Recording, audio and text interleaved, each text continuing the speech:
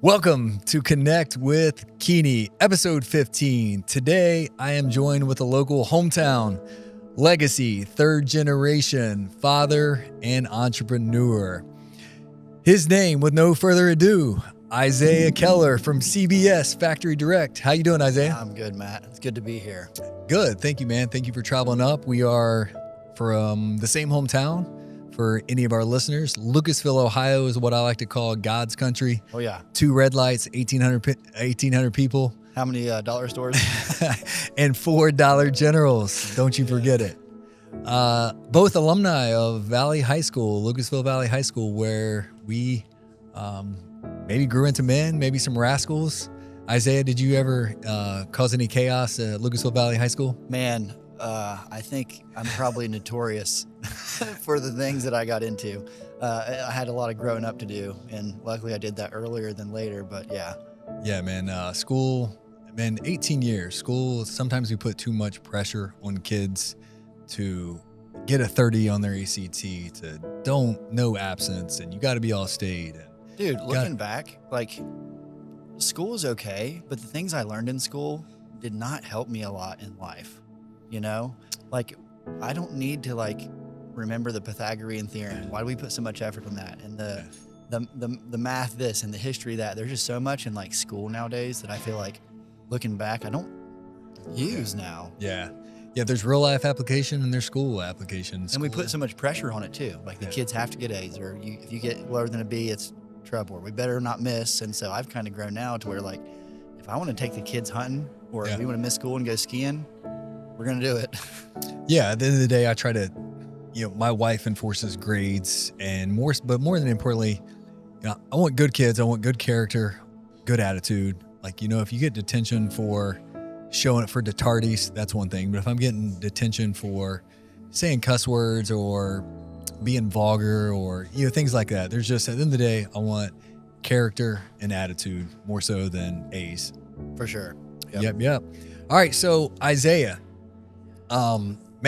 you Valley High School graduate, went on to university. So did you start in Tennessee, or where did you go to your 4-year bachelor? Yeah. So I, graduated from Valley, 30th in my class of 70 or whatever. Okay. Went on to Shawnee State, got my undergraduate degree, and then went to Lipscomb University, where I got my doctorate in pharmacy. So I went to pharmacy school, and then. Yeah, so Lipscomb. So help me out. Wait, was that in Tennessee? So Lipscomb is in Nashville. Okay, so kind of right beside of Vanderbilt. Right beside Vanderbilt. So Nashville. How did you, so doctorate, you're going to doctorate school in Nashville. How did you become disciplined with staying off, what is it called? Broadway Street, or what's the main street in Nashville? Yeah, Broadway. Broadway. How did you spend a lot of time in the library and not get distracted? Man, I guess it's because the pressure that was on me, because at that point, I went through pharmacy school with 3 kids. Okay. And so that's a whole lot of motivation there. You better get this done and get it done right and do it right. So when you had the kids, I had something to really work for and work towards. So that was good motivation right there. Okay. So you're married going through. Sure. Yeah. Okay. Yeah. So that right there, that's the discipline. Yeah. Right So there. a lot of the people in the pharmacy school, they're single because you're, maybe 21 or 2 years old starting. And so I was one of the very few that had kids, much less 3. I started off with 2 and then had the 3rd during pharmacy school. So there's a lot of time that when I wasn't in school or studying, I was with them. So not a whole lot of time to go to Broadway, although I did make some trips. Okay, no doubt. Hey, what age did you first get married? So you're graduating in Shawnee at about probably 22, 21, 22. I guess I was probably married first time at 19. Okay, 19. Yeah. Okay, early. 19 or 20, yeah. Okay, I didn't realize that. So then as you go on to your in doctorate, you're already married, have the kids. Yeah, okay. I was already married in undergrad. Okay, that makes sense. And then my practice marriage. How that just amazes me of the discipline and young. I was very immature from 17 to 30. No kid. I couldn't even take care of myself, let alone so. Well, I was still growing up too. I mean, looking back, I was 22, 23, 24 in pharmacy school, and I was still growing up. Yeah. Like, I was still not mature like I am now. Like, I feel like it was my, 30 to 32, 3 before I really started figuring out life. Yeah. Well, that's leading me into the first question I'm going to ask you right off the rip is, might be uncomfortable, might be a little vulnerable. I want to remove, your father's legacy. We're going to talk about your father here in a minute. Father's legacy. I'm going to remove the letters behind your name.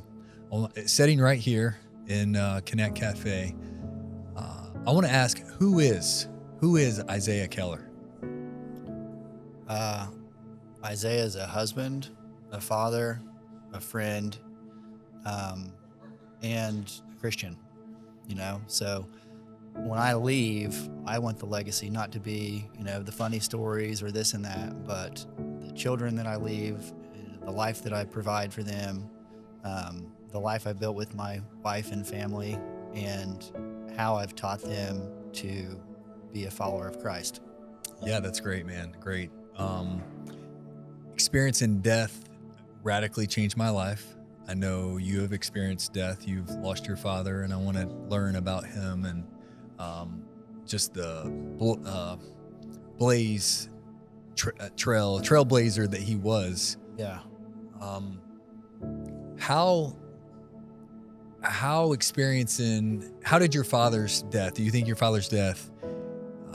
Definitely not I look at it as a pro and a con, but how did losing your father affect you?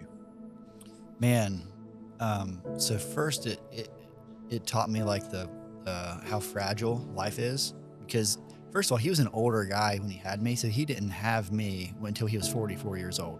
44? Mm-hmm. Wow. And so I got to grow up with my dad being, at 10 years old, he was 54, at 20 years old, he was 64. So he was already like an older guy, but he always kept care of himself, always exercised, was an absolute staunch at eating correctly, taking vitamins, all the things. And so I saw like a picture of health all through life.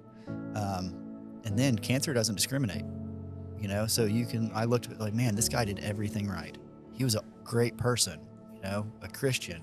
He brought people to Jesus. He created hundreds of jobs.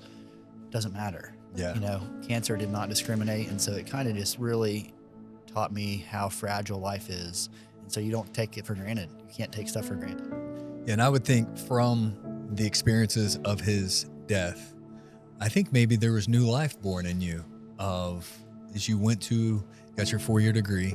People tell you to go on and get a doctorate degree, and you did really well. I mean, congratulations, kudos to become a pharmacist.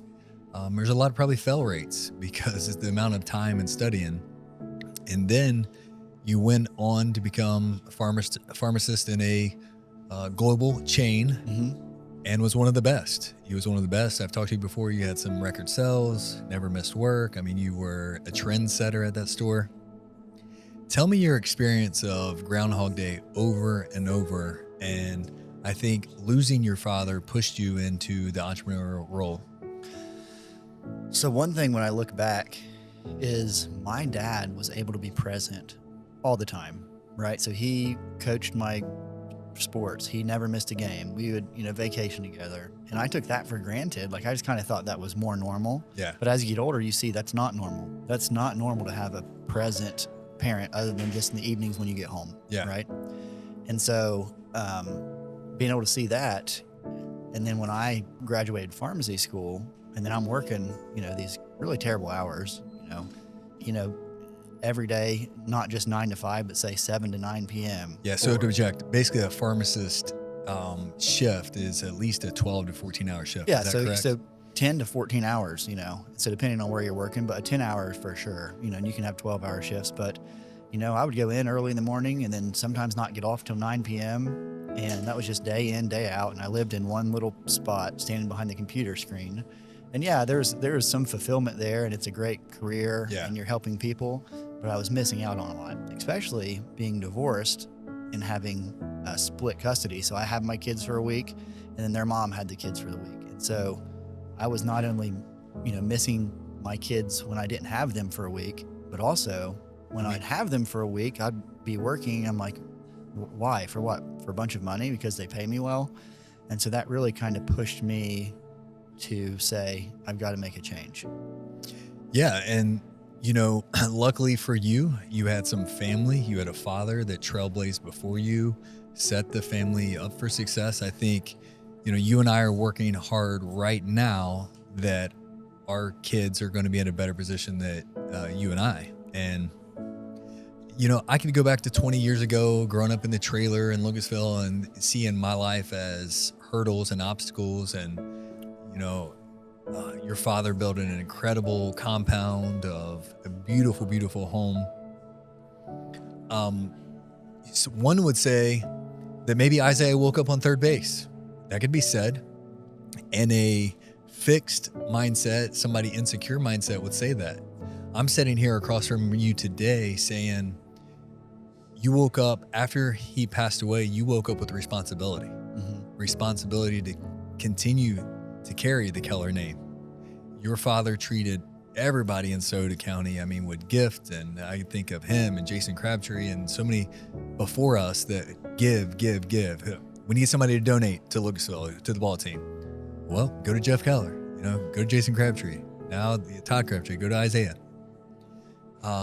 So yeah, just cool to see you to grow into the man that you were capable to be, because there's such a group of your peers, your classmates, former classmates. They want to remember Isaiah Keller by the rascal, the failure. Like, he was handed everything, but they have no idea the stress and responsibility and how many checks now you're accounted for, and the sleepless nights and forward thinking. So I just want to commend you for continue to push the needle forward rather than just settling for, you know, your pharmacy job and, you know, inheriting dad's X, Y, and Z. Yeah. Yeah. My dad was successful. He was wealthy, but it had nothing to do with me going to pharmacy school. I didn't get one single dollar paid for. I still have a mountain of student loans from pharmacy school. So anyone, no matter where you wake up or where you're born, you have the same potential. Now, you know, some people like me, for example, you know, I had a good home life. Some people don't have that, but still I was able to make the choice that I better start trying in school really hard because I want to do more. Yeah. I had no intention of taking over my family business because growing up, my dad would always say, you know, you never know what the economy is going to do or who's the president or any of those sort of things. So you better get a safe career. Yeah. And so I had to study hard and work hard just like anyone. You know, no one could take my tests for me. No one could go to the school for me. No one paid for it for me. And so I did that all myself. Only later was it when I realized that I'm not going to be a pharmacist anymore, when I decided to kind of dive into the family business, who had really kind of flatlined. You know, it was not a growing business. It was basically a break-even business, but I saw potential and put in a lot of work until we are now to where, you know, we're thriving. Awesome. So with that being said, I'm from Lucasville, Soda County, 42 years old now. We graduated in the same school. I do think like Soda County and these two businesses a little bit confusing for, I'm not saying the outsider, but so we have Vinyl Craft, right, and we have CBS. Could you give me a little bit of history, what Vinyl Craft is, what role your dad played in that, and then moving forward as CBS is like you took the bull by the horns and growing it. So yeah, it is confusing, even to people locally for sure. So CBS Factory Direct, that stood for Cornet Building Supply. It's a company my grandfather started 73 years ago or whatever, 1953. From that, my dad took that over from his father, and they, you know, it was like a small Lowe's, and they sold stuff and would install awnings and build storm doors and those sort of things. And one thing they did was install windows, and they could not get quality windows 30 some years ago. So my dad, who had zero manufacturing experience, said, I don't know how we can do this, but I'm going to make a new company, start a new company that manufactures windows. So from CBS, Cornet Building Supply, he started a totally separate company, totally separate from us, Vinyl Craft Windows. They started manufacturing windows before there was eBay. He drove up and down the East Coast to different manufacturers, buying used equipment, and here we are today. Wow. So you just educated me there. I thought Vinyl Craft was the chicken or the egg. I guess, okay, this is a great correlation to chicken or the egg. Yeah. I thought Vinyl Craft was the mother lode, and CBS was an offspring of Vinyl Craft. So Cornet Building Supply. And so Cornet, what does the Cornet name stand for? Cornette, my grandfather, bought this little tiny nothing store from someone else that had, been in business for like no Okay, time yeah. and just didn't change the name. So Cornette has nothing to do with our family name or anything. And so that's kind of why we ended up shortening it from Cornette Building Supply to CBS. Okay. So it is what fostered the birth of Vinyl Craft, which is now in the top 10% nationwide as far as window manufacturer size. Yeah, that's incredible. So your dad identified a problem. Mm-hmm. So business 101, identify a problem, create a solution. Yeah. I recently built a healthy meal prep company. I identified some diabetes, some sickness, some overweight. So I went ahead and created a solution. And your dad, a blaze trailer, decided instead of driving a blaze trailer, trailblazer. Yeah, see, I'm still working 15 episodes in, still working on public speaking. That's all right. Yeah, that's amazing. Like, let me just build windows in New Boston, Ohio, Southern Ohio, Appalachia, where there's not a lot of infrastructure. We do have hard workers, and there's a lot of smart guys. So, yeah, that's a great educational tool. Appreciate that. Yeah, so Vinyl Craft was started with my dad and his business partner, Gary Parsley. So although my brother and I are still, a percentage owner of Vinyl Craft, we're totally hands-off. So what I do is strictly with CBS, the installation side. So we're an exterior remodeler. Okay. All right. So who is Isaiah Keller? You told me that. Father, Christian, friend. I would also say leader now. Isaiah, how many staff members do you employ at CBS? And then kind of tell me the other within total of the Vinyl Craft umbrella. Yeah. So just at CBS, we might have 14, 16, something like that. Although we have other subcontractors that work for us, and then that's dozens more. So I kind of have to guide that as well. As far as Vinyl Craft, you might have 180 employees. So all in all, a couple hundred people. Yeah, and you even kind of look up to you. You even kind of downplayed 14 to 16. No, that's 14 to 16 families. Like that's one half of a spouse. That's 2 to 3 children. 16 is not, something to downplay. And then also I understand the subcontractors that you'll hire for different projects. So, and then, what business degree again did you get? Where did you graduate from? Business school? Yeah, no, nowhere. Yeah, I don't know how. So when I think of pharmacy, it's you got really good at signing your name, right? Yeah. I'd like for you to give me a signature. Yeah. Here later on today, from signing the prescription to building business. You see any connection? The correlation there is leadership, and the buck stops with you. So as a pharmacist, there was no one to ask. Yeah. How do I figure this problem out? Because we were asked the questions. Our technicians, they don't know what to do. What do you do, Isaiah? And, what do? You figure it out. And so problem solving was what pharmacy taught me most. And so that, taking it into a business, like I said, who was kind of a flat line, had some low-hanging fruit, being able to see that you can take those problem-solving skills, the professionalism that you learn, wearing a white coat, how you present yourself, take that into the blue-collar field, and it's a totally different mindset from what people are used to. Yeah, I love the correlation. It's awesome to hear you say that not only, you spent years in the pharmacy world, you just took all the tools and resources that you learned from problem solving. So Isaiah, I have a fever. I don't feel good. I'm allergic to Tylenol. Please make me feel better. Yeah. And then boom, off the spot, you got to troubleshoot, whether it's over the counter or, hey, I need you to go see your primary care physician and then come back with me. 1953. That's when Grandfather, yep. Grandfather. Did you ever have the opportunity? No. Okay. No, he passed away when my dad was like 30. And like I said, my dad in his 30s. My dad didn't have me until he was 44. So my grandfather, I never met, unfortunately, but he's who started it. Yeah. And I mentioned this a little bit thus far in the podcast of third generation. And that's where locally I'm saying, I've interviewed Mike Glockner the other day, and I like bringing him up. Is somebody could argue that Mike woke up on third base. You could agree or disagree, what I say is Mike was forced to partake and have extreme ownership and accountability, or Mike had the opportunity to be an outcast of, the prodigal son, go do X, Y, and Z. And, him and his brothers have took ownership and became great stewards of that business. Because as I was talking to him, 7th generation. At that point, who wants to be the generation that allows the business to fail? Yeah, it's a lot of pressure. Yeah. So you're 3rd generation. What is it like being a 3rd generation owner of a local company?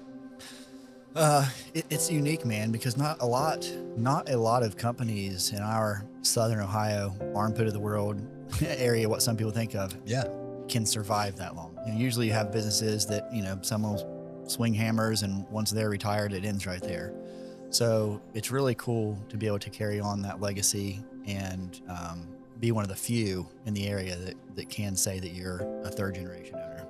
Yeah. So New Boston. And then you branched out to your 2nd location in Chillicothe, Ohio, Bridge Street, bustling street. Why would the customer, instead of driving up to Willersburg and go to Lowe's, or in Chillicothe, you fight the same driveway as Menards? Why CBS in New Boston? Why CBS in Chillicothe? So it comes down to expertise, So it's just like, how can I relate it? Why would someone go to Walmart to buy a TV and talk to their tech person rather than go to a store that's dedicated to selling, like a Best Buy or something? You know what I mean? So we have one guy has worked for us for almost 50 years. My uncle's worked for us for 40 years. We know the industry. So you're talking to an actual expert. And so that's what we hear, the sentiment we hear, like, oh, you guys really know what you're talking about, rather than just having someone that might have been hired 2 weeks ago and just, has a booklet to look through. You have people that actually know product. And Isaiah, I live in the hometown, power of social media, our kids kind of within the same school, seen you operate, I think I was a bouncer at one of your high school parties. Yeah. So we've crossed paths before.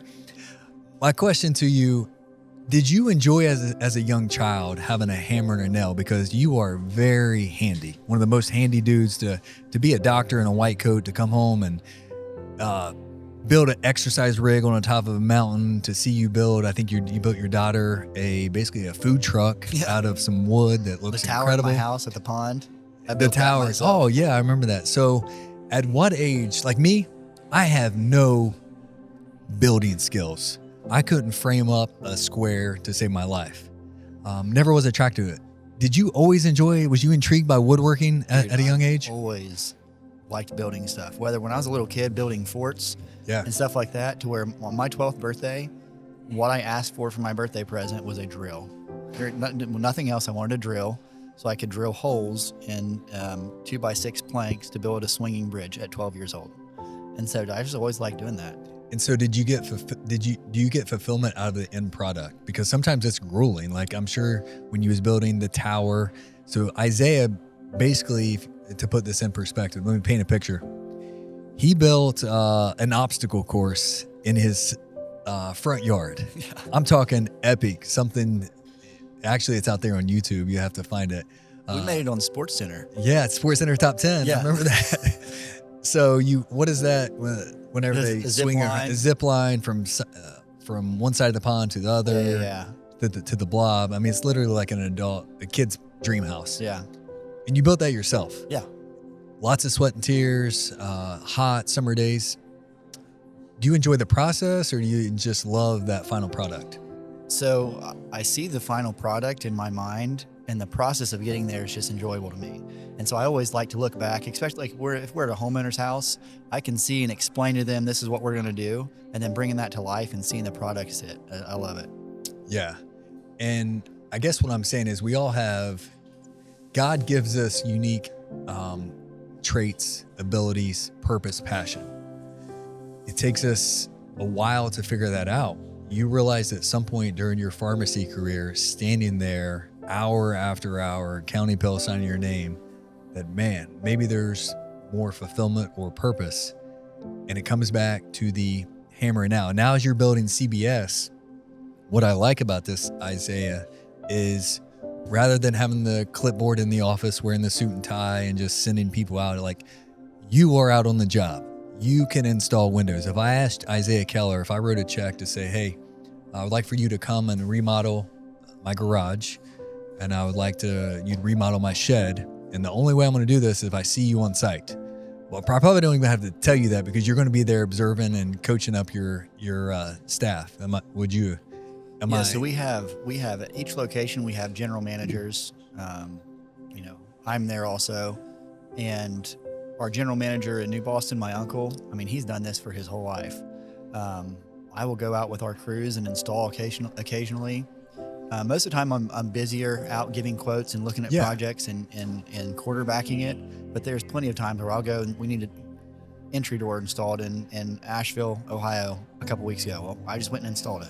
Storm doors, siding. A lot of the showroom that's in Chillicothe, like I had to hang the siding and do the composite work and the stone work and stuff all myself because I enjoy it. Yeah, so that's what I find a little bit, not envious or jealous. I mean, we could all be envious and jealous at different traits, right? Somebody can bench press 500 pounds. I'm jealous of that dude. I wish I could bench press 500. Never going to be able to. And you have that gift, man, of a soul, of the creativity. You're able to see things, vision. Where there's no vision, people will perish. Yeah. And I think the reason why CBS has begun to grow month after month, quarter after quarter, is because you're living in the future. You're probably already thinking, what does CBS look like in July? What's CBS look like next Christmas? You got anything to say about vision? I think that's what's kind of been a lot of the key to our success, because I know where I want to go, where I want to take the company, and I express that, and then this is how we're going to get there, And so having that vision is key to any business, to any successful thing. You have to know where you're going. Yeah, so key. And I want to speak on vision, go back to the meal prep company 4 or 5 years ago, and you've been around, Isaiah. You've exercised at my gym. You kind of see me grow as an entrepreneur myself. When I talked to people at the very beginning 5 years ago, I said, hey, I'm going to start selling cold food out of a black container. A lot of people thought I was delusional. A lot of people thought I was delusional when I started a fitness club in Lucasville, Ohio. But the difference is nobody saw my vision. Nobody was able to replicate my work ethic. I knew if I had to be at the gym at 5 a.m, or if I knew I had to be delivering my personal meals Sunday at 8 p.m., like Matt Keeney is going to put in the work necessary needed to carry the company. And just like I see you out giving the quotes with the hammer and the nail, and without your vision, CBS is not where it's at today. So once again, kudos, third base or responsibility and making life better for your children in the future. Yeah. Yep. All right. I'm going to set you with, so we're talking trust. We're building trust within the community. Sauter County, you have 1953. We're in Chillicothe, Ohio. How can the residents of Ross County, Pike County, Jackson County, how can they count on CBS to make sure, because you hear some horror stories in construction. I've actually heard of people paying up front and the job not getting done. You have any type of guarantees, or how can you make the end process enjoyable for the consumer? So one of the keys to our success, and why we're one of the oldest and highest rated in the tri-state, is because we do what we say we're going to do. That's the key. Mic drop. For any business, like that's all you have to do. Like, it's not hard to go and make money and be successful if you do what you say you're going to do. I tell people all the time that dealing with contractors is the single most frustrating and unenjoyable experience next to Spectrum Internet. Because, dude, you can't get anyone to show up. So I'm not a plumber, right? Yeah. If I happen to need a plumber or XYZ, something that I can't do, it's horrible. Yeah. I can't get anyone to show up. They'll show up. I can't get a price. They want paid up front. You can't get references, all these things. And so it's different with us. And I think that's the secret sauce. And whoever may be listening, even a competitor, that's all you have to do. Do what you say you're going to do with professionalism, and you've got it. Yeah. And consistent over time. And then if there's going to be hurdles, there's going to be hiccups, there's going to, the customer may say, I want this fascia or this, and there might be a lag, but communication, potentially giving a discount or just apologizing goes. I think the key is, I've heard this with a few contractors, be transparent with the customer. Hey, I gave you a 30-day turnaround. Due to supply and demand, look, we just can't get this product. So here's what I'm going to do. I'm going to have it done by this date. So would you agree communication during the process with the home improvement investor? It's all about communication. So, we install thousands of windows, tons of doors, siding, whatever. We will have problems, because we're human. We're going to break a window installing it, or we're going to, something's going to mess up, but making it right and just being honest, like, hey, Matt, we broke your window. We're going to get it fixed, but it's going to be a little bit of time. We're going to make it right. Yesterday, we installed a door and we ordered the wrong slab. So instead of, it was the long story short, wrong window type package in the glass. Like, it was a larger glass instead of small glass. We went ahead and installed the door and everything looks great. And it's our job then to just make it right. So Mrs. Smith, we clicked the wrong button when we ordered this. It was no fault of yours. It was our fault. We're going to take care of it. We're going to get a new door to you as soon as possible. Bear with us for a few weeks and we'll make it right. And being that transparent and vulnerable and saying I messed up gives people confidence. It's just like, oh, they're human, they're people, but they're going to make it right. And so here we are. If something goes wrong, we're just going to make it right. Agree. Within my company at the Mill Prep and now the cafe coffee shop, extreme ownership. Jocko talks about it. He's a great public speaker. Extreme ownership. Whenever something fails within the Mill Prep company, my staff members are going to make mistakes, but I have to accept responsibility either because I didn't give them the proper tools, haven't given them the proper training, or the proper, what do you want to call it, is even accidents. Yeah, accidents. They have the right tools, they have the right training, but the human aspect, like you're going to get a hair in one of your meals. It's going to happen, right? Or something. Yeah, for sure. Not even if your people are all wearing the hair nets correctly, whatever. It's a numbers game at that point. Whatever it is, I'm not saying it. It could be a hair, it could be, whatever. Chopped fingernail. It could be anything. In food, you're done with anything. And so my dad, this side note, went through a fast food restaurant once. This was years ago. And he took a bite of his hamburger. And I don't want to say what one it was. And he was chewing, and there's this one piece that just wouldn't chew up. And he kept chewing. And he pulled out a Band-Aid. Flipped off someone's finger. So hopefully you never have something like that, but things are going to happen. But in food, it could, man. Yeah. It could. And either I fix it on the spot with extreme apologetic, gift the customer weeks or a couple weeks worth of food, like that was unacceptable. To gain your trust back, here's what's going to happen. I'm going to gift you 7 meals for the next 3 weeks. We made a mistake, but please do not hold that against us. If I don't go that extra mile, I may never have a transaction with that customer again. Yeah. And sometimes for us, and we don't, knock on wood, hopefully this doesn't have to happen all too often, and it doesn't, and same for you. But sometimes we'll just give the customer rein, hey, what would make this better in your mind? Because I don't want to present the offer. Yeah. Maybe that's an insult to you, or maybe it's way too much for you. What will make you happy? And that's what I want to do. And then so they tell me, if you could just do this, and then we do that, and people are thrilled. So if you give the people the authority to make their own decision, it helps. Hey, that is a great lesson learned. I'm 10 years in business, and I think you just taught me something today. A lot of times I want to throw out, hey, let me refund your food. Let me do this. Maybe that's not what they want. Yeah. So putting the ball in their court, it's a great idea, because maybe they just want an apology. Here, I want to throw money or discounts or this one. They may just say, hey, I'm rooting for you. Just, try not to let it happen again. Yep. Yeah. Hey, Isaiah, wife and kids, myself, 2 kids, unfinished basement. You're a lot of exterior home renovations. What are some common mistakes homeowners make when replacing new windows or siding and or any type of home improvement? You know what? So especially in our area, we have a lot of price buyers. Yeah. And just like anything, the cheapest is not always the best. And a lot of times the cheapest guy is the most expensive guy in the end, you know? Yeah. So if you get cheap products, have cheap products put on, use cheap stuff, that's the kind of quality you're going to get.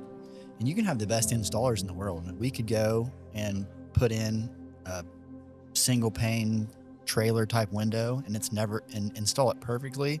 It's never going to perform like something better would. So that's a very common mistake, that people just want cheap stuff. And so we get to educate people on, listen, this might be a percentage more in the beginning, but long term, it's going to last so much longer, less maintenance, higher value in the end. Yeah, I love it. Cheaper is not always better. Help educate, this for the end consumer here, the property owner that's trying to make some renovations. What questions should a homeowner be asking contractors, but usually maybe afraid to ask? If I'm a customer and someone comes in to do work for me, like if it's a separate contractor, I'm asking for references. Like how many times, on your job interview, you need references. Like these customers are making a significant investment in us. Like they could have a full exterior, whether we're doing windows, doors, siding, roofing, soffit, fascia, gutters, like a full exterior. And on a big house, it can be a large ticket item. You need to ask your contractor, even if it's not us, show me some pictures of other projects. Give me a list of references of real people that I can call and see what kind of workmanship and quality you have. So I think that is key. Ask for references. Agree. Couldn't agree more. Facts. Mill Prep now has sold 750,000 mills. Proof of concept. It had to start with one. I mean, your company has done thousands and thousands of home renovations. There's somebody out there it's easy to market, and maybe they've done 10. And if you poll 10 of those previous customers, 7 of them dropped the ball. I've heard of many. Good friend of mine right in Portsmouth, Ohio, got a home renovation, paid the guy up front. The guy never came and finished the product. I mean, it was a nice big kitchen renovation. The guy paid him during Christmas. He had the sob story, hey, this would really help out, I'll come back. And so it cost him double in time, double versus paying professionals. Yep. Also, it comes to mind, get your work in contract. I know personal friends who've used contractors for similar work, and everything's a handshake agreement. This is what we're going to do. Just pay me this much up front. And the job is never completed to satisfaction because there's nothing written. Well, we didn't talk about that. Well, yeah, we did. And so every job that we do, whether it's a $500 job or a $100,000 job, is detailed in contract. We're going to furnish, install X number of windows in these locations. These are the type of windows. This is the type of siding, the color, the door style. We'll put pictures attached and renderings, and that way there's no confusion. Not for our sake only, but for the customer as well. They want to be able to see, oh yeah, this is everything. That way, everything's clear. And that's exactly what I was going to say. Not only does it protect you, CBS, but it protects the home renovation, the end consumers. Hey, it's 2026. I was going to say 2025. It's 2026. How do you think your industry continues to change versus it's ever changing? Business is ever changing. It don't matter if it's Lowe's, Menards, home, the small guy, the big guy. How has the industry changed over, the past 2 or 3 years you've been running it compared to 1999 and 2000, the previous contract as well? I used to do it this way. I continue to do it this way. Do you believe in forward technology and becoming more efficient? So a couple things. The technology and material continues to increase. Whether it's windows becoming more energy efficient and Energy Star rated, does not meet the old Energy Star standards. Things are improving there. The type of siding that we use, the composites, the resins, all those sort of things, even down to the caulking. So material is one thing, but another thing that has allowed us to be successful in a changing environment or economy, like as well as anyone, it's hard to find good help, right? Yeah. You can't hire good people. So we have been fortunate. When you have such a good reputation in the community and you have high standard people want to come and swing hammers. Yeah. They want to work for a company and with a company that's doing really good things. So setting yourself apart and being a premier exterior remodeler or a premier meal prep company or a premier XYZ Yeah. industry will bring good people to you. Speaking of, talking about good staff and leadership, accountability, expertise, what are some core values that CBS, Final Craft, you, your father, your grandfather continue to carry on today in 2026? I think integrity is a lot of it. That's a core value, standing behind your work, and doing unto others as you would have them do unto you. The golden rule. Good deal. Putting Christ first in our work. The Bible says that you should do all things as if you're doing it for God or for Christ. Yeah. And I'm not out preaching to customers, but we want to hold up those standards. Yeah, I started saying this a few years ago. I'll say it in every podcast. A plus T equals C. Have you saw that on social media, what I put out before? Actions plus time equals character. And so that's the golden rule. It's real easy for somebody to slander your name. It's real easy but over time, you're going to be exposed, whether you're a fraud. And over time, my dude Hector Reffett, like, he is who he says he is. Like, I've never heard him gossip. There's some people out there who's like, man, he is who he says he is. And you have been that guy for the past 2 to 3 years in your business. And I encourage you to, foot on the gas. And who is Isaiah Keller at CBS at year 7, year 12? And that's when things compounded over time, the compound effect of, like, when you do things consistently over time. We was talking about the lunges and exercise. Had some dag on it. So back to your question on, like, the values and things.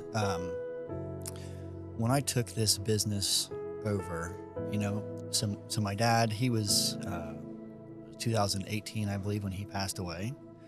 And, I always knew he was a hard worker and he had great ethics and was a Christian man. But something that I don't share with a lot of people, this is the most valuable thing that I own, that is behind a locked door in a locked vault. This is something I found. I'm actually going to send this to you so you can see it. I was going through some of my dad's stuff after he passed away. And one thing that he had was his old wallet that he carried everywhere. And there was just all kinds of, papers and stuff in there. And in the fold of his wallet was a small piece of paper that was all folded and wrinkled up and tattered, dated from 1991, April 23rd, 1991. And this is what the company was built on. It says, I'm going to read it to you. It says, "Come, Lord, let us make a covenant between ourselves and thee. As we today dedicate this window factory to you as the majority stockholder who has given us the ideas and resourcefulness to establish this project, we join you, Lord, in full partnership that this business will be established to the glory of God in Christ Jesus, risen and alive in us, that we may bear witness to the resurrected life and the fruits thereof. We therefore claim the blessings and promises of you, Lord, specifically Deuteronomy 28, 1 through 14. Now it shall come to pass, if I diligently obey the voice of the Lord my God, to observe carefully all of his commandments which I command thee today, that the Lord my God will set me high above the nations of earth." And there's a few other verses here that I'll skip down. It says, "And in making the covenant with you, Lord God, we promise to resolve and seek your kingdom and your righteousness first, as we know that you are just to cause all things to be added unto us. We promise to give you the tithe of this business and its fruits first, knowing full well that everything we have and will have belong to you, and honor you with these gifts. We write these words spoken as seed and planted in faith, knowing that your richness and blessings will be on them, and your spoken word and your Holy Spirit, which is the power to bring forth this increase. We give you thanks." Now, quoting your holy scripture, Mark 11, 24 and 25, "and say unto you, that all things which may we pray and ask, believe that you have received them, and they shall be granted to you." And so when my dad started this window company, he actually made a contract to God. Wow. Him and his business partner signed and dated, and he carried that with him until the day he died. So man, It's not very often I can read that without getting emotional, but that's what my dad, that's his legacy that he left me that I didn't even know. I didn't know that until he died. And I pulled that out and I'm like, that's the torch that I get to carry. Wow. Like, that's incredible, Isaiah, that, sometimes there's no gas in the tank. Sometimes you're exhausted. Maybe some days you're questioning yourself why. Mm-hmm. You and I both have experienced the same thing. My father passed away. Your father passed away. Me, I can selfishly say here, I don't have no letter. I have a few good memories and I have a lot of bad memories. You have a piece of scripture and wisdom there that I think is empowering, man. Not only is it going to empower you, right now, your sons may not really be able to comprehend that at, a young 16, 14, 13, but there's going to come a day that you're going to pass that paper down to Elijah, Malachi, Maybe or Cadence. Maybe Cadence. She might be the one. You never know. Cadence might be the one that needs that more than the boys. Yeah. So, wow, incredible. It's a testament, and it goes to show that if you put your faith in God, and He will bless you. And so I think that's one of the reasons that we've been blessed so much is because it was founded in faith. Yeah. Like they wrote a contract before the business started. We're going to create this business and give you the glory. And ties into tonight. My wife and I are super excited. I took on this new project, Connect Cafe. I have no idea what I'm doing. Did I need it? No, but I literally felt the Lord calling me. He's like, Matt, I've chosen you to be a steward of this building. And tonight we're having a worship night. I have a band coming in. We are selling coffee, Christian music. Been 2 or 3 people in the community is like, is that a Christian? Is that all it is a Christian place? I'm like, Thursdays, my family has a firm foundation on faith, and Jesus changed our life. We're going to honor him.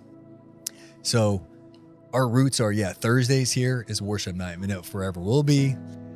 Doesn't matter if you believe or not believe, you're welcome here. It's a subtle introduce. And I'm more than selling coffee and selling sandwiches. I'm so excited for tonight. And if anything, I need it. My kids are going to be here. One day they're going to think, oh, that's what mom and dad did. So that's awesome. That legacy. Hey, Isaiah, I want to talk about this. You and your team at CBS, and I think it was your vision. I think you gifted a family this season. And I want to talk about this because the give back, you didn't have to, and you didn't do it for praise. You didn't do it for honor. You did it because when you give, giving $20 and receiving $20 is two totally different concepts. Greater is it to give than receive. Absolutely. Yeah. So tell me a little bit about that experience and how you impacted that family. It all started because one spring day, I pulled into my house, and everything was bright and sunny and the flowers were blooming and it was just beautiful. And I thought, gosh, I don't deserve any of this. This is so much more than I deserve, and I have an abundance. Yeah. Who would I be to not be able to give back? And so I picked up the phone and called a couple people, and I said, this is what I want to do. I want to give away our skills. I want to give away what we can do and help a family. So we basically opened it up to the tri-state, and anyone that wanted to nominate a family in need or a person in need could send us their information, and we filtered through hundreds of different, very clear. Some people just wanted a handout and just free stuff. Yeah. And some people were just, they could need help. And so we narrowed it down to a handful of people who you would have really felt good about helping. Yeah. And drew a name out of a hat and gave a sweet lady in Jackson a full exterior makeover. So she was living in a very grim situation. We actually got her out of her current house into another house and fixed it up for her. We installed windows, doors, siding, roofing, new gutters, all exterior. But through that, we were able to get other people involved and different contractors who do interior stuff and electric stuff and be able to give her everything new. And so she is now in a safe, livable house. And man, that was awesome. And it was trying. Yeah. Every hurdle you can imagine happened. When we were trying to do good, I felt like every turn the devil was throwing stuff at us to try to make us quit. And I felt like quitting a bunch of times, whether it was dealing with the city and different permits, and you can't do this because it's not zoned for it and it's too close to the curb here, so you can't put a deck there, on and on. Wow. But it was awesome. Yeah, and that once you said pulling in intuition, listen to God, you pull in, you see the home that, your father created, you steward, you do upkeep, maintenance, and, carry it on. And seeing those flowers, seeing that letter, like, it's my job to facilitate, and definitely made an impact. I enjoyed seeing that story on social media, and know that not only so you sparked it, but you facilitated any contractor on that job, even though there was hurdles, like they got uplifted. Mm-hmm. You planted a seed in every employee and worker that my job is to gift my abilities. And then when I can gift them and steward them, God provides tenfold in return. Yep. Yeah. Hey, we're going to take it back towards business right now. CBS, I want to ask a few questions as the homeowner, because the goal of this podcast is to educate anybody anyone in any exterior renovation. Today's podcast, Connect with Keeney, is sponsored and all about facilitated by CBS Factory Direct, located in New Boston, Ohio, Chillicothe, Ohio, Bridge Street, right as soon as you pass the Texas Roadhouse on the left. Yeah, right in front of Menards. Right in front of Menards. So no need to pull into the big guy. Shop small, shop local, legacy, impact, connection. Isaiah. So my wife, she's one of those ladies. She wants new renovation. She wants the basement. She wants her house complete. Yeah. Let's see here. Homeowner advice for the new guy. If someone is considering new exterior, new fascia, new roofing, where should they start? Start with research, word of mouth, talk to different people and find great contractors, get references, and have someone actually come out to your house, not just give you a price. You send them a picture and, I can do this for this. Or someone just stop by your house and look at it for a few minutes and, yep, $50,000 will do this job. And get stuff detailed, have an actual plan, have some presentations and different options. Not only someone that says, oh, this is what you need, like, what do you want? And have someone that will work with you to give you what you want, not necessarily just what an installer wants to install because it's easier. Okay, and I want to stop you here, mic drop. Hopefully let's pin this one. Why CBS? There is 1 million contractors in Ohio. How many contractors have the courage and audacity to pay a large sum of money to remodel a storefront? So why CBS? Why the local guy? CBS, you can walk in, you can speak to a professional that's going to spend time with you. They're going to have a showroom and they can give you some examples. They got to have a data logbook of every remodel they've done, versus we can call, we can Facebook, we can Google contractors, but there's no storefront. So if anything, why would I encourage somebody to CBS is you have the ability to walk in, and I'm not trying to throw shade to Lowe's or Menards, the big guys. Sometimes you're just dealing with a minimum, and I'm not discrediting minimum wage, a entry-level position that they're just there for the paycheck. No reference. So when you're talking to that aisle clerk, it's just to get through the day. And I commend you for taking that big expansion in Chillicothe. Yeah, that was the vision. My thought was, if I have to have a contractor, how could I go somewhere and actually see what they do? So the vision was, I need to open up a brick and mortar location and have an actual showroom to where people come in, they see the difference, right? Like, oh, these guys are pros. This is what they can do. You can go touch the windows and operate them and play with them and go hold different types of siding and see the thicknesses and just have something tangible where you can go and see. And so that's a big difference that separates us from a chuck in a truck. Yeah, I love it because you can look at pictures online, like pictures, yeah, the before and afters, they're nice. But whenever you can walk into a store, see it, smell it, touch it. A lot of people, when we do hardwood floor or carpet tile, like, I want to go in and touch it. I want to have a professional tell me why, if I got 3 options, they all look the same, why A, B, or C. And hopefully that customer sales representative has some knowledge to encourage, and with my budget and our needs. So yeah, I think that the storefront on Bridge Street only sets you apart. Not too many local contractors. They're typically living out of the van or working from their garage home, and they're not inviting people to their house. Yeah, showing people pictures on their cell phone, flipping here's a, Yeah. it's different. And also, I mean, you got to staff. You got to keep that location staffed. You have to have a general manager there, which is, you treat your customers well. How do we retain? How does CBS retain employees? Again, it's not a whole lot of secret sauce. You treat people right. We've got one guy who's been with us literally, this is his 50th year. Another guy, 40. We have a 23-year employee. We have a 16-year employee. There's not a whole lot of turnover, and so people retire or life happens, but you just got to treat people right. Yeah. And that's it. Yeah. So back to the homeowner advice. What's the biggest myth? So a house that's about 30 years old, typically, and you correct me here, typically every 30 years, maybe a renovation is needed. It could be 15, 20, but let's say 30. How much progress does windows? What's the myth on replacement of windows? Tell me why my house was built 15 years ago. Do I need my windows replaced? Yeah. So I guess one myth is a window's a window, just like a meal is a meal or a car is a car. Good. Or anything, right? Yeah. There's different levels. And so sometimes it's not necessarily people don't really need windows. I say need is a strong word. Yeah. You really need new anything. Would it make your life better? Maybe reduce your bills, those sort of things. Yes, look way better.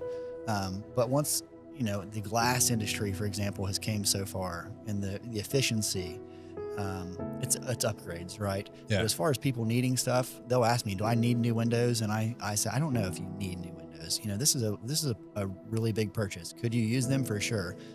But if it's not in your budget, hold off. I'm not here to just push sales. We have sales. So I never want to go in and feel pushy and, you got to do this because your windows are so garbage. I'll give people my honest opinion. Like, hey, I can feel the drafts. This is single pane. Probably not the best for you. Here's what it would cost to replace them. Don't feel like you have to. If you need to wait or if you want to finance, that's another option. Needs a strong word. Yeah, for sure. Yeah. Do I need a new pair of shoes? Yeah, do I need this? yeah. Isaiah, real quickly for the homeowner, what is like the top 5 things? What subject matter expert? When I call CBS, I know I'm going to get excellent. Tell me X, Y, and Z. Product knowledge and customer service. That's it. Okay, but what about on the gutters, windows, roofing? Tell me what you just I know you're going to knock everything out of the park, but once again, educate me what you offer again on the exterior. Basically full exterior. So windows, doors, siding, roofing, anything exterior, decks, whatever. So even if I don't want to remodel a deck, I can contact CBS and say, hey, I want a 20 by 46 and I want it to be a little bit of octagon style. You guys could draw that up and give me a quote. Yeah, we're custom. Custom. So everything we do is custom, from windows to the type of siding you get to, you want this certain thing built. We try to do custom work. But I'm also very transparent. If it's not something that I do, I politely say, hey, this is really not our niche. I think you should contact XYZ. For example, is building decks in your niche? So we have built plenty of decks. It's not like what we do every day. I got you. You know what I mean? Yeah. So, decks can be extravagant. They can be basic. Yeah. What we do most, windows, doors, and siding. There are auxiliary things that we have carpenters that can do anything, but windows, doors, and siding is really our bread and butter. Do you feel like with CBS of the legacy, the stability, identify a problem, create a solution, housing market, there's millions and millions of houses. Every X amount of years, it's just due for an upgrade. So I think you've identified a problem that just like a car, typically a car is going to last 7 to 10 years. And that way I got to go buy a new car. So no matter if I build a house in 1970, 1980, there's always a group of homes that's ready to, that need your service. Yeah. And people are always upgrading, sometimes it's just for aesthetics. Yeah. People have worked hard and they want nice things and they want new siding or they want a new windows, even if theirs are only 10 years old. They just want the black windows or whatever it is. And sometimes it's just a facelift, which is fine too. So sometimes it's a more of a necessity. Like we can see daylight through these doors, and the windows are freezing in the wintertime, and they need an upgrade, and sometimes just make it look pretty. Nice. So Isaiah, it's 2026, CBS New Boston, CBS Chillicothe. Looking ahead, what's next for CBS Factory Direct? So I set a 10-year plan to have 6 locations when I started 2 years ago, and that's what the goal is. So we need 4 more locations. And so next, it's identifying locations that make most sense for us, where there's communities that need our service. So whether that's towards Cincinnati, Dayton, moving north towards Columbus, it's expanding our footprint and possibly expanding our services. So people all the time ask us if we could, help with their bathroom or their kitchen. And we have people that are carpenters and can certainly do that, but that's not been our niche so far. And so as I continue to grow the business, expanding services. Nice. Yeah, I think kitchen and bathrooms is a remodel that people, might be every 10, 12 years versus the 30-year on the roof or windows. So good job on that. What excites you most about the future of the company? It's continuing to build the legacy and build the brand and serving the customers and just projects. I just love seeing, projects come to life, creating new jobs and just impacting people. Isaiah, how cool is this? It just hit me. 1953. We're not too far away from 2053. I know. 100 years. It's nuts. I don't even know if you've thought about that, but whether you're it'll be within my career. Yeah. How cool is it? The 100 mark. And at that point, it's either, do we pass it on to the 4th generation? And then also in business, I think maybe your kids don't want it. Yeah. At that point, is there an exit strategy? Do we just, find a good steward, somebody that's, just like we say, Jason Crabtree, he found a younger version, Todd Crabtree, over himself. He took over the carpet store and just not only he multiplied it, Yeah. So yeah, super excited, man. I'm looking forward to 2053. Me too. And looking forward for me personally, like my wife and I, we love to travel. Like Sarah, she owns the nutrition places, Circle Nutrition, First Capital Nutrition. And really, she is one of the reasons that pushed me to leave healthcare. Seeing her time schedule and her time freedom, it's a lot of work, just like you. Yeah. It's a lot of work running these things. But if you want to go to practice, or you want to go to the game, or you want to take vacation, that's why you work so hard. And so, as we continue, I want to be able to travel more with my wife, my family, and expand our services and locations. Yeah, I like educating the young business owner, like a barbershop or the employee. A lot of times we trade time for money, and there's nothing wrong with that, because with leadership, with management, with business entrepreneurship, there's a lot of responsibility. It's for some people, it's not for some people. Yeah.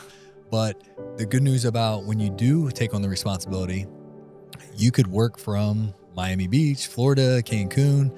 Isaiah can run CBS whenever I have good stewards, good managers. Isaiah can run the business remotely. Mm-hmm. And that's the difference of owning a business versus self-employed. Self-employed, you got to be there, right? You swinging the hammer, but now you're growing a team that's able to go do multiple renovations while you're not swinging the hammer. Yeah, and that's the thing, growing a team. So we hired one of my personal friends and someone I graduated with, Josh Graff, to be the general manager of Chillicothe, and having people like that I have full confidence in, to where I can hand this project off to you and he's going to handle it, whether I'm in the office or wherever. Yeah. Having a team that is competent has been huge for us. And then treating them right. If he needs time off, he gets time off. And he needs running errands, like, yeah, sure, Josh, I got you. I can cover you, whatever.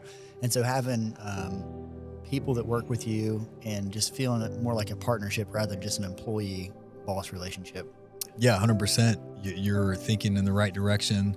I took on this cafe, we're hometown talk communicator. You're like, man, maybe Matt don't know what he's doing, or that's a lot.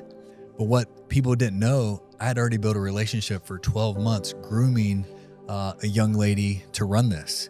I don't know who's on the schedule. I mean, I look at numbers, but I don't have to be here. It runs herself because I was been grooming her as a growth step to run the facility. And so, yeah, it's a we versus me team all day long. And Isaiah, it leads me into 2053.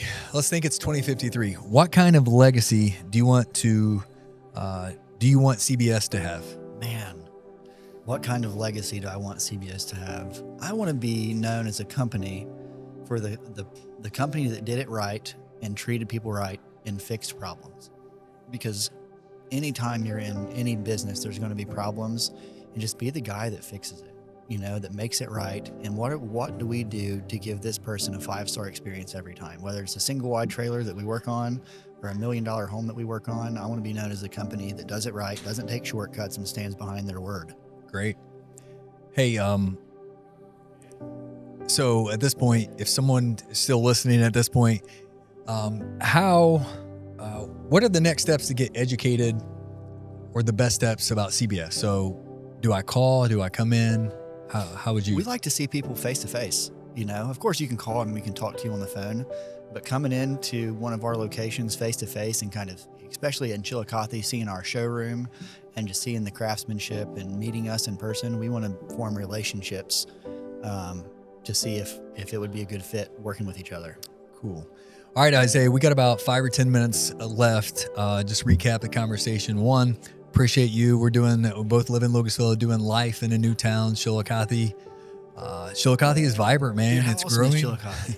45 minutes, south of Columbus, ever growing. And I come up here a lot, and I've been networking downtown.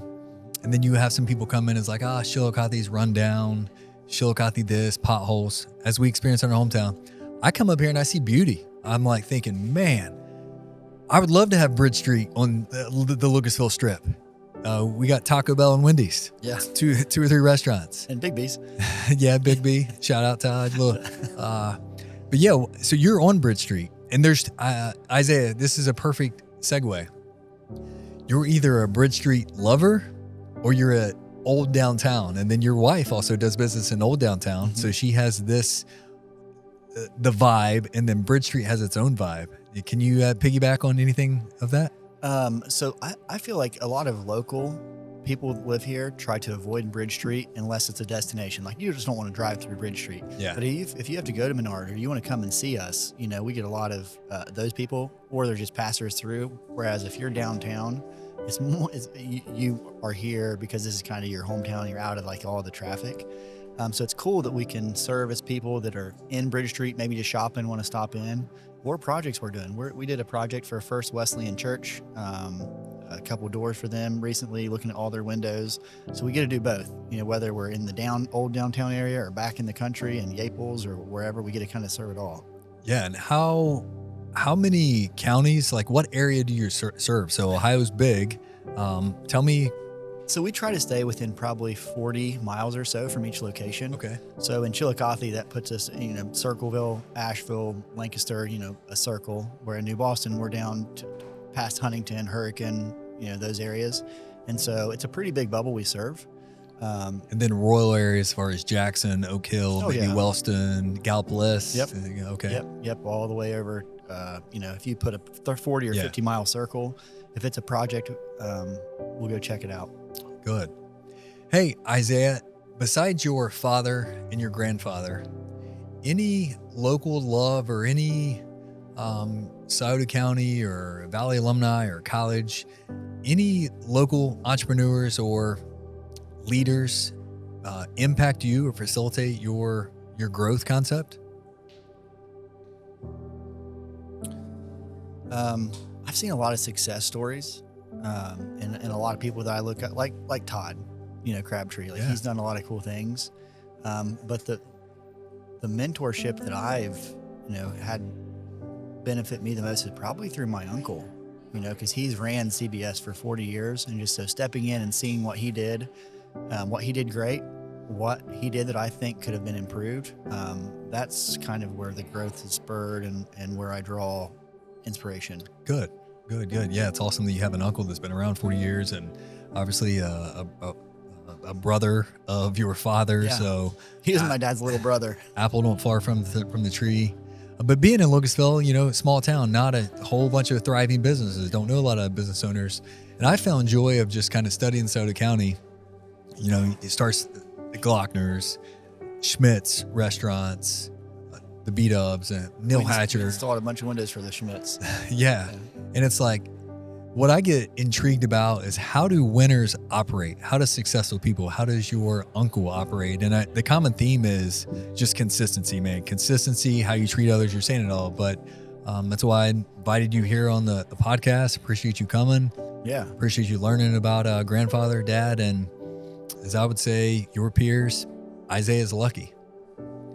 And I would have thought that 20 years ago with a bitter mindset and, Isaiah's handed everything. And no, what you was handed is you got to experience tragedy with your father. You grew up in a blended family. Blended family is not, it has its own childhood trauma. Mm-hmm. I go to Christmas here, got to go to Christmas there. Even as nice and kind as your father was, you have any childhood trauma that, this is just off, nothing to do with CBS, but something affected you as a child, and we all have it. And can you think of anything? Yeah, so my parents were divorced when I was 16, and that was tough, of course. It's like, why are my mom and dad not together? We had a happy family. Yeah. So yeah, of course, like we all have struggles, just how you handle that and then how you use it in the future to, better yourself. I say a setback's a setup for a comeback. That's right. And dropping dimes over here.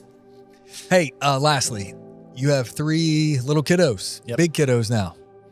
Malachi, Elijah, Cadence. I want you right now, this is off script, I want you to say their name and what each one represents to you. So Malachi, man, he's always been just the salt of the earth type kid, way mature beyond his age, and just someone that I could have a conversation with since he was 6 years old. My hunting buddy, just someone that you can count on to just be level-headed and the calm in the storm. He's awesome. Elijah is just way more like me than I would hope. Dude, he is so fun.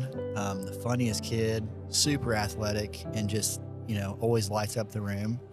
And he's the one, when you get a call and like, hey, one of your kids got into some mischief. I was like, oh, what'd he do?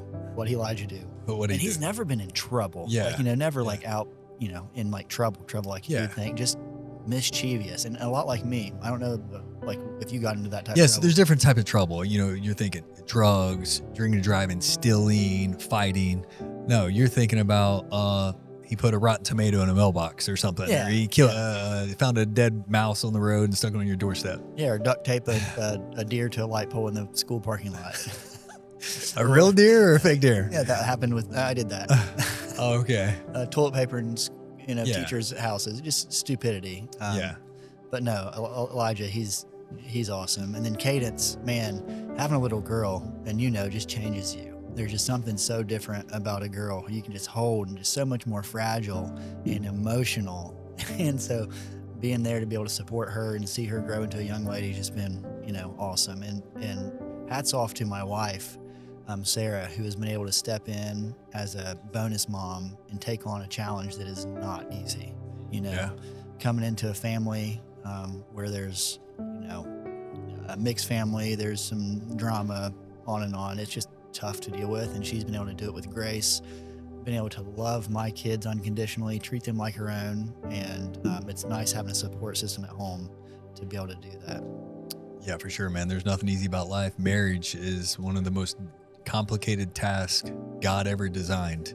You have to be rowing in the same direction. You have to have your eyes up, not looking east and west. And man, Isaiah, you have a beautiful home. You have a beautiful kids. I think beautiful opportunity.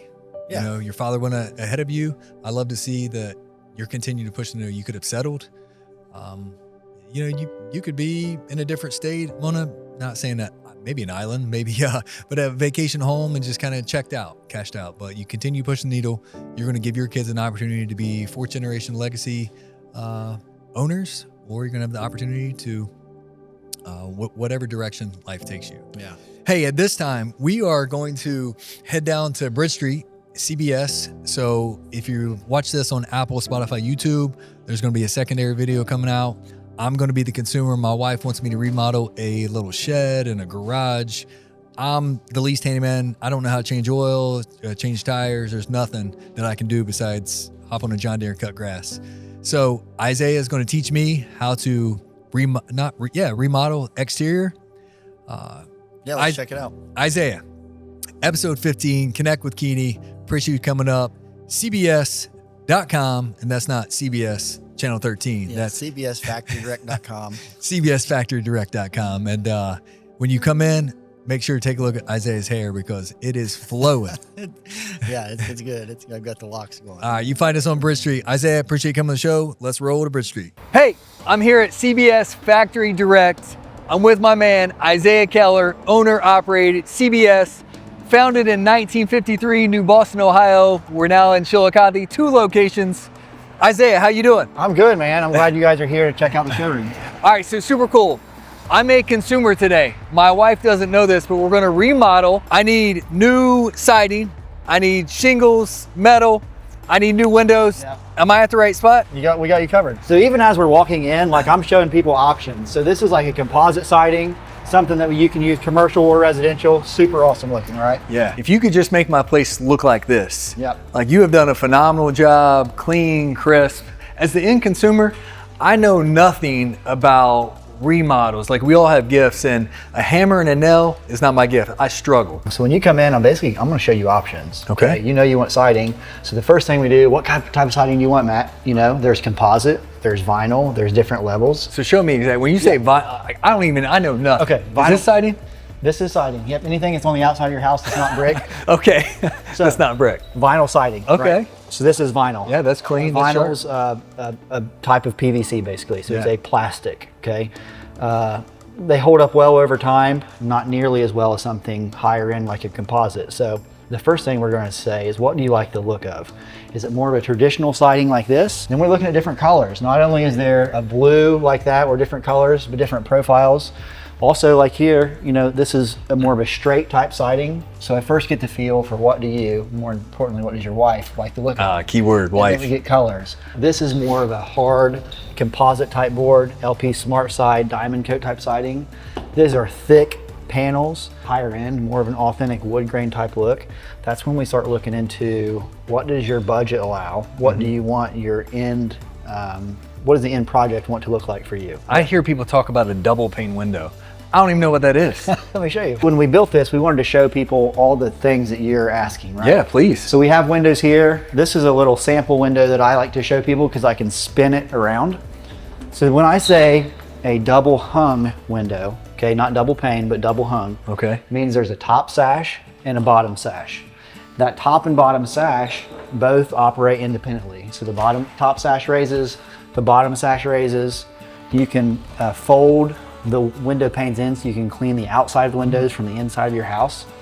And to your point, it is double pane, meaning there's an inside piece of glass and an outside piece of glass. You can see that glass thickness there. So that's what a double pane window means, 2 pieces of glass. Double hung means there's a top and bottom sash that moves up and down. And so like we're in 2026 now, when the double pane or what we just discussed Yep. is that's more energy efficient versus maybe the 1970 home might have that One piece of glass. single. You and have then this much space separating you from the outside. that's where everybody's talking about energy efficiency. Yeah. And even though the window might be a little bit more expensive, it's going to save in that heating and cooling over time. It's light years ahead. Light years. So not only do you have a piece Buzz Lightyear or Lightyear? both. So not only do you have a pane of glass on the outside and a pane of glass on the inside, in between those 2 panes of glass, we fill it with argon gas. So argon's a very heavy inert gas that acts as an insulator. So it doubles the R value, the insulation factor of a window, reduces noise transmittance by 50%. So not only are you getting a window that's much more high performing, it's quieter, and it really looks pretty good. Hey, are you hearing the language right here? I thought this guy was a pharmacist. I think he went to trade school. Yeah. Did you go to trade school? Yeah, my previous like that. All right, so a little bit of window siding. My wife is going to be super excited. Should I go, I think trending is metal roofs. My wife is a metal roof, so I think my wife wants a metal roof. But currently there's shingles. Do you persuade anybody one way or the other? It's one of those Ford versus Chevy my type gotcha. things. Shingles have their place, metal have their place. Show me some examples. Yeah. So if we walk over here, The first thing you see when you walk into our showroom is two pseudo houses, a miniature house and over here. So this one has a metal roof. This is standing seams. You see how it has seams standing up? Yeah. That means there's no fasteners, no screws that have to be changed. They're more expensive, but should save over the course of 30 to 40 years. Keep as much. Versus shingles, like you see over here, that's your traditional look that you see on almost all the houses that are older than the last 10 years. But to your point, we are seeing more and more metal roofs. They're sleek, they're modern looking, and there's, I can't talk someone into or out of one or another. Hey, question. Yep. For myself, my family, and the consumer, metal roofs, wind damage. We live in maybe a tornado alley every spring and fall. Metal roofs, does damage happen just as frequently with shingles? So metal roofs will stand up to wind probably better, and some hail damage, those sort of things, better than shingles. So that's an advantage. But metal roofs cost more. And that's a lesson learned right there, because I assumed as consumers, I want metal because it's cheaper. Yeah. I literally thought metal roofs were cheaper than shingle roofs. Yeah. I think I'm gonna go with that siding. I like but I'm not sure what color.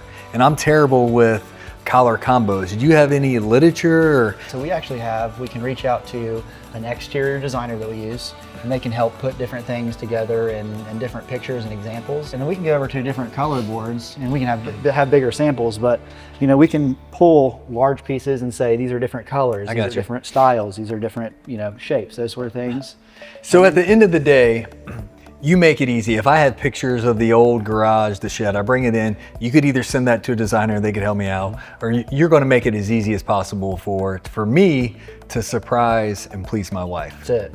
So that's simple. Show me this hallway lastly. Is there can I stop in, visit Josh and have a consultant? Yeah, so our general manager, Josh, over here, and everything we put in here, we want you to be able to touch and see and operate, whether it's on the inside, the windows, every door that we show here are things that we can install.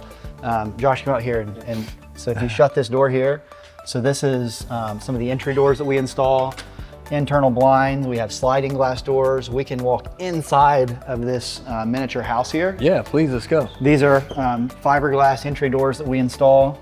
So everything that you see, I want it to be something that we can help you with. So if we come inside, I can show someone what the finished product on the inside of a house will look like. So if you want to, someone wants to operate these windows, they can see them, different colors.